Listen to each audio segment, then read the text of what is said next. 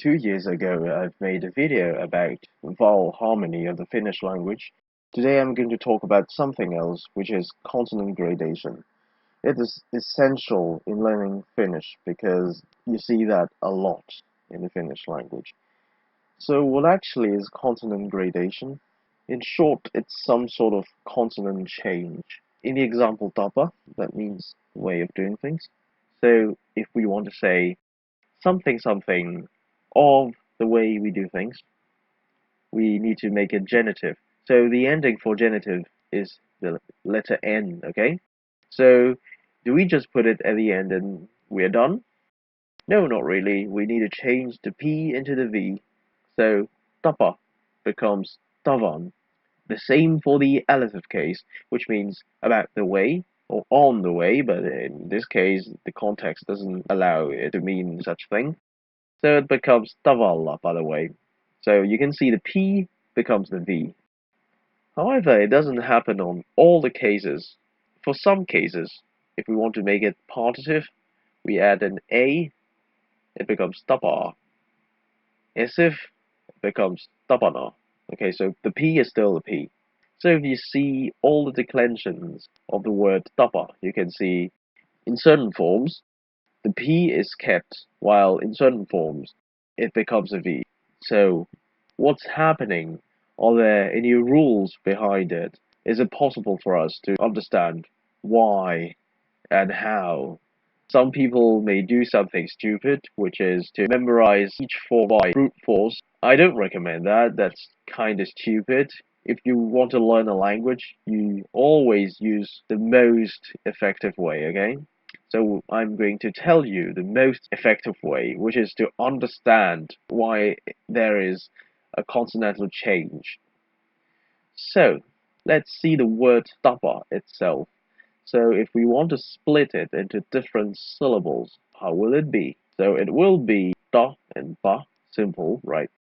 There is a story behind the history of the Finnish language, is that the ancient Finnish people didn't like closed syllables. However, there are quite some closed syllables in the Finnish language. I think you should agree that a closed syllable is harder to pronounce than an open syllable.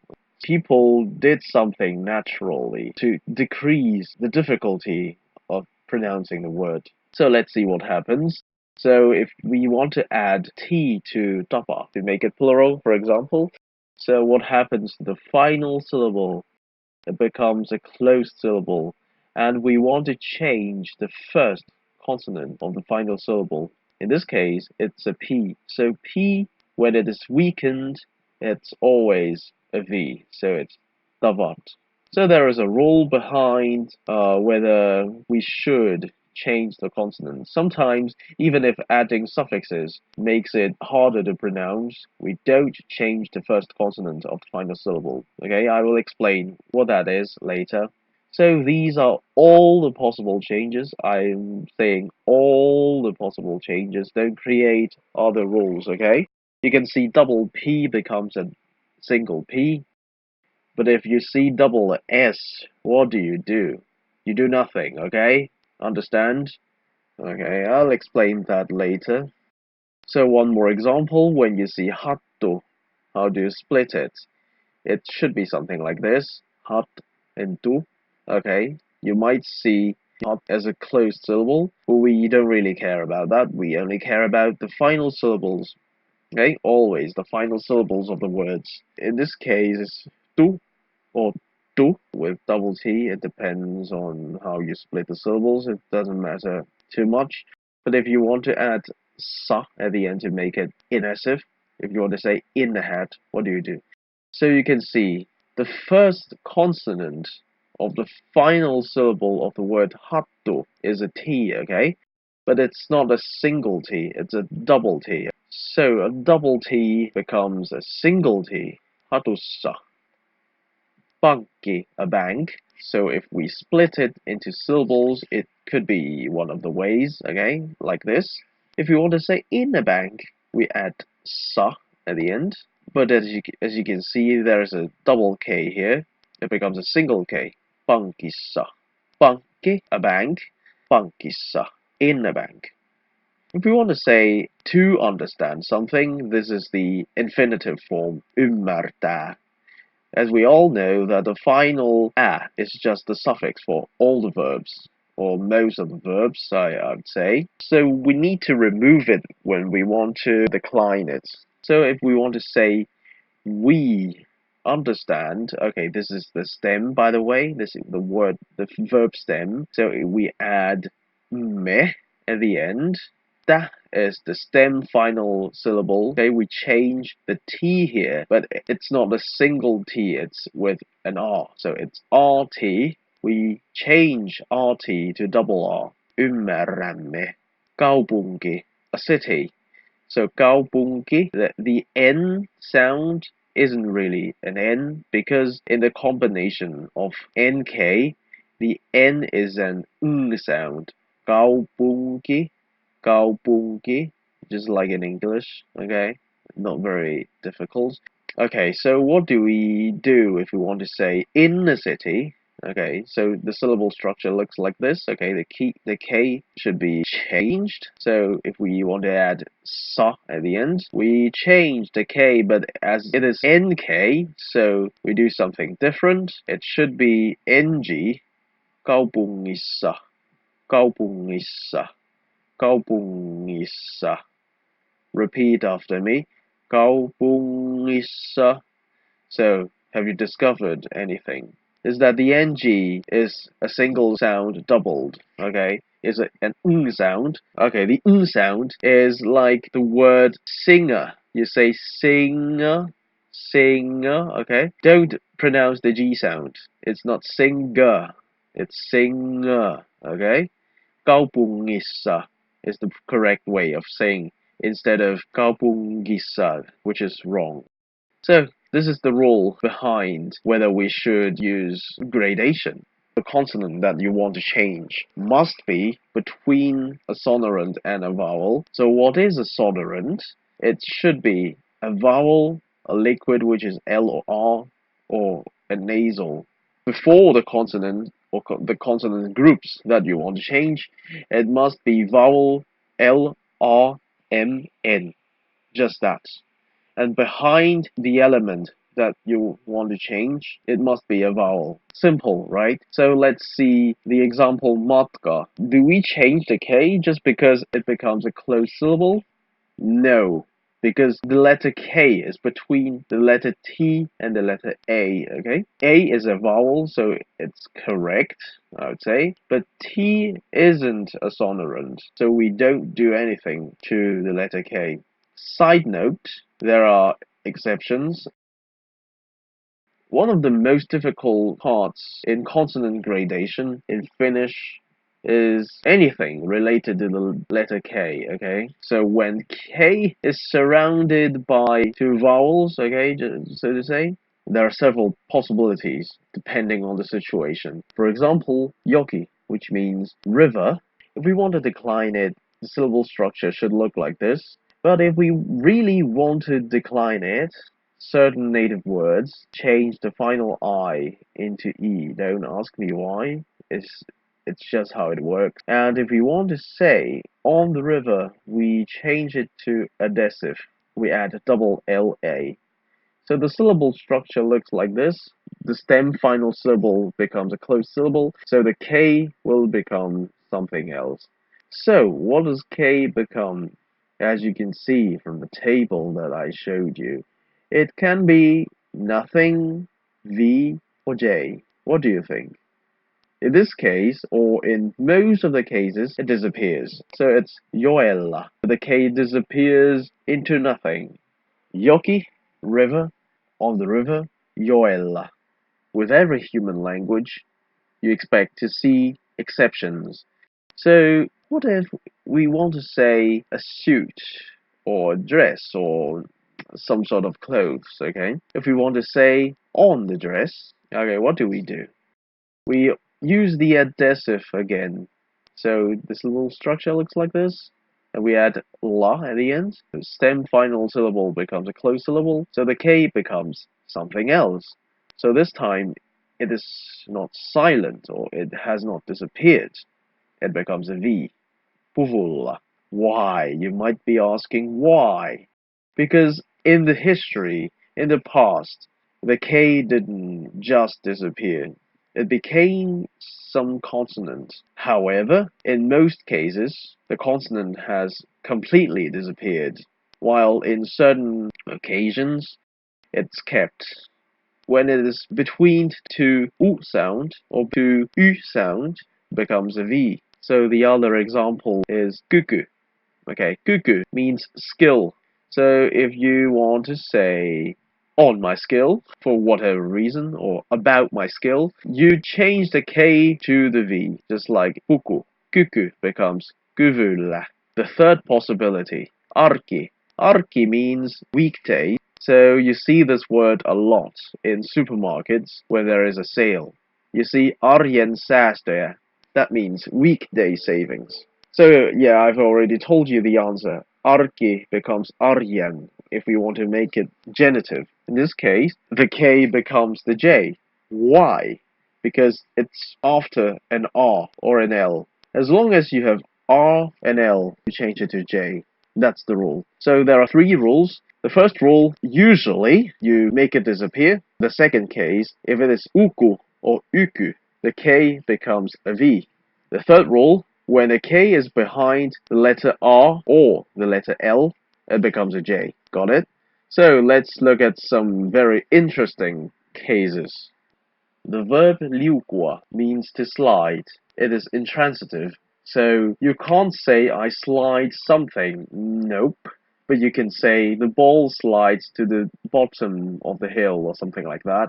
For whatever reason, if we want to say I slide myself, don't even think if it is making sense at all, okay? So just use it as an example, okay? We add the N for first person singular. We need to change the K into something else. Remember what I said, which is between two oop sound, it becomes a V. So one of the possibilities is liuvun.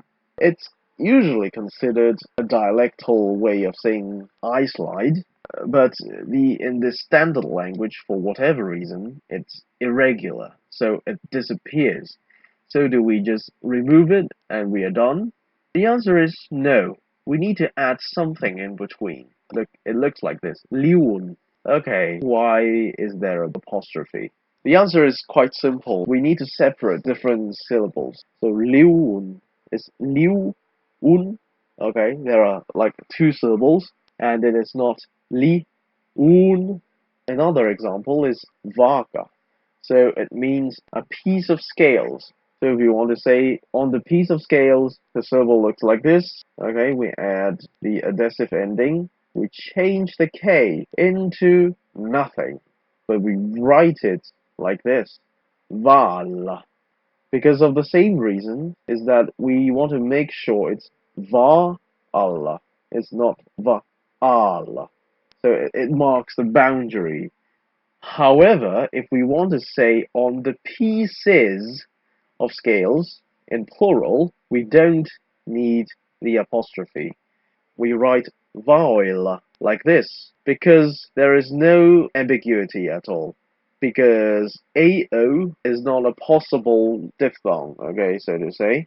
When you see a word is spelled like this, you always know it's va and then oi and then the rest, okay?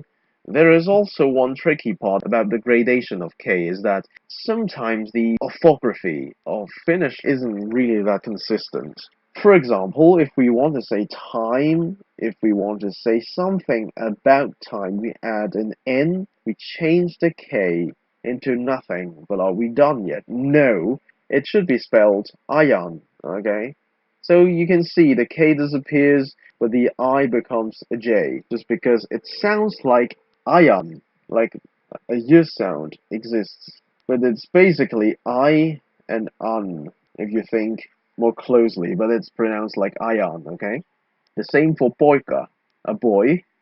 So if you want to say something of the boy, we say poyan, okay? The K disappears this time, but the I becomes the J. However, we don't always change the I into J, even if it sounds like that.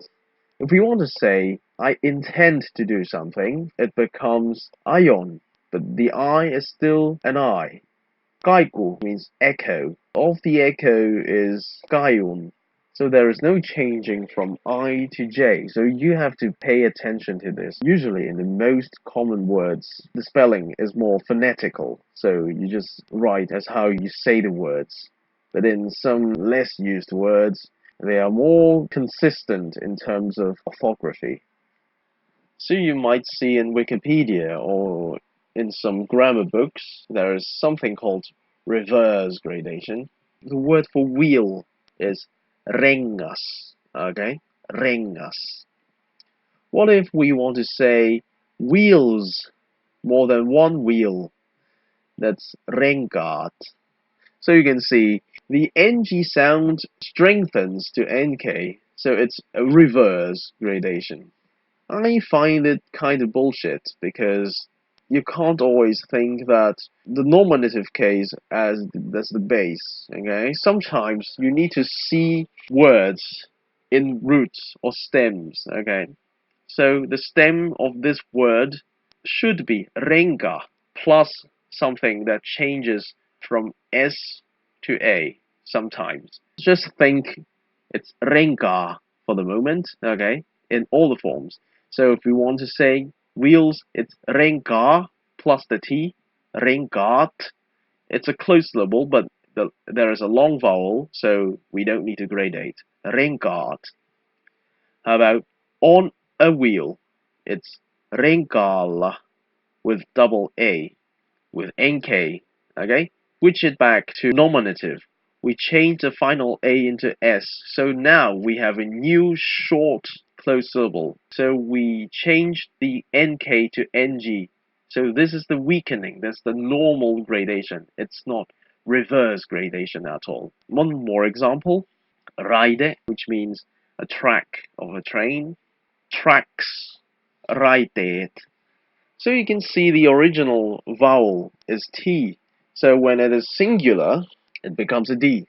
This begs the question, why is it a D when there is no closed syllables? Okay, D looks very open, so why is it a closed syllable? It is actually a closed syllable. In certain words of Finnish, the actual final consonant of a word is a glottal stop.